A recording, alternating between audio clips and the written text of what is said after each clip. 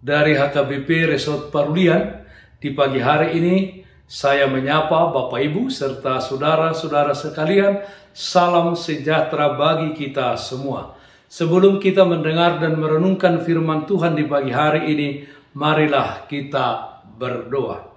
Berfirmanlah ya Tuhan, hati dan pikiran telah kami siapkan untuk mendengarkan firman-Mu.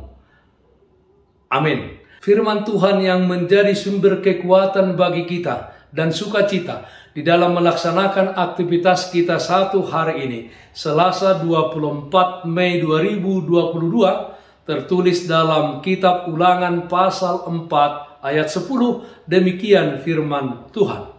Yakni hari itu ketika engkau berdiri di hadapan Tuhan Allahmu di Horeb, waktu Tuhan berfirman kepadaku, suruhlah bangsa itu berkumpul kepadaku, maka aku akan memberi mereka mendengar segala perkataanku, sehingga mereka takut kepadaku selama mereka hidup di muka bumi, dan mengajarkan demikian kepada anak-anak mereka. Mendengar dan mengajarkan hukum Tuhan. Saudaraku yang terkasih dalam Kristus Yesus, hubungan antara Allah dan Israel dapat digambarkan sebagai hubungan antar kekasih.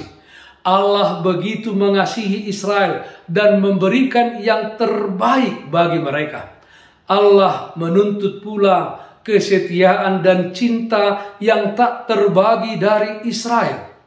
Setelah Musa mengingatkan bangsa Israel tentang sejarah mereka, mulai pasal ini Musa menasihatkan mereka untuk menaati hukum Allah agar mereka hidup. Hal tersebut sangat penting di dalam kesetiaan umat Israel yang akan memasuki tanah Kanaan, tanah perjanjian itu. Suatu negeri yang subur dan berlimpah-limpah susu dan madunya. Umat Israel tidak hanya mendengar dan melakukan firman Tuhan di dalam kehidupan mereka.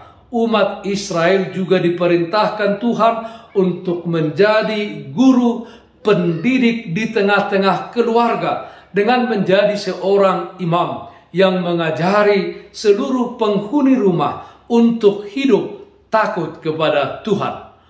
Ulangan pasal 4 ayat 9 mengatakan, tetapi waspadalah dan berhati-hatilah, supaya jangan engkau melupakan hal-hal yang dilihat oleh matamu sendiri itu, dan supaya jangan semuanya itu hilang dari ingatanmu seumur hidupmu. Beritahukanlah kepada anak-anakmu dan kepada cucu cicitmu semuanya itu. Yosua merupakan contoh di mana kehidupan keluarganya adalah kehidupan yang takut akan Tuhan. Dia mengatakan kepada umat Israel di Kanaan bahwa dia dan seisi rumahnya hanya percaya dan takut akan Tuhan. Dia dan seisi rumahnya hanya beribadah kepada Tuhan saja. Yosua pasal 24 ayat 15. Saudaraku yang terkasih dalam Kristus Yesus, sama seperti umat Israel yang hubungan mereka dengan Tuhan sebagai hubungan antar kekasih, demikianlah orang Kristen menjadi kekasih Tuhan di dalam anaknya Yesus Kristus yang menderita, mati di kayu salib, dan bangkit pada hari yang ketiga dari antara orang mati. Orang-orang Kristen terpanggil di tengah-tengah dunia ini untuk hidup takut akan Tuhan dan memberitakan perkara-perkara besar yang dilakukan Tuhan di dalam kehidupannya, khususnya menceritakan anugerah yang begitu luar biasa kepada kita orang-orang yang percaya, yaitu keselamatan. 1 Petrus pasal 2 ayat 9 sampai 10 mengatakan, tetapi kamulah bangsa yang terpilih, imamat yang rajani, bangsa yang kudus, umat kepunyaan Allah sendiri, supaya kamu memberitakan perbuatan-perbuatan yang besar dari Dia, yang telah memanggil kamu keluar dari kegelapan kepada terangnya yang ajaib.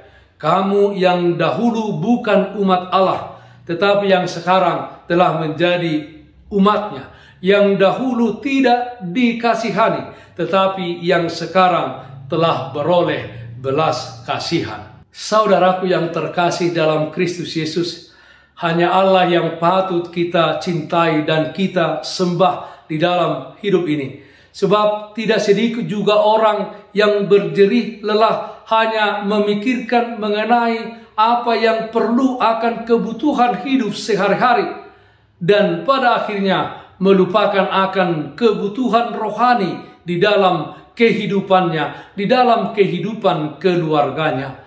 Ingatlah bahwa Tuhan mencintai kita dengan begitu istimewa. Kehidupan kita sangat berharga di hadapan Tuhan, memberikan kepada kita semua yang terbaik. Marilah kita dengan sungguh-sungguh mengajarkan dan menyampaikan hukum Tuhan kepada generasi-generasi yang akan datang, kepada orang-orang muda, kepada orang-orang setelah kita. Mengasihi Tuhan dengan segenap hati, dengan segenap kekuatan, akal budi, dan mengasihi sesama manusia seperti diri sendiri. Mendengar dan mengajarkan hukum Tuhan. Amin. Mari kita nyanyikan Bukende 719 ayat 1. Hubege suaram o Yesus. Hubege suaram o Yesus. Hubege suaram o Yesus. Hubege suaram o Yesus. Nama Johon ihuton maaf.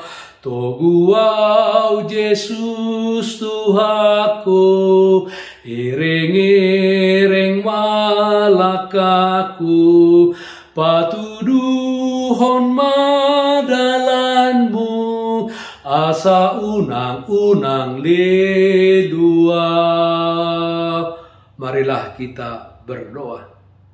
Terpujilah namamu ya Allah Bapa dalam surga, atas berkat dan penyertaan Tuhan di dalam kehidupan kami.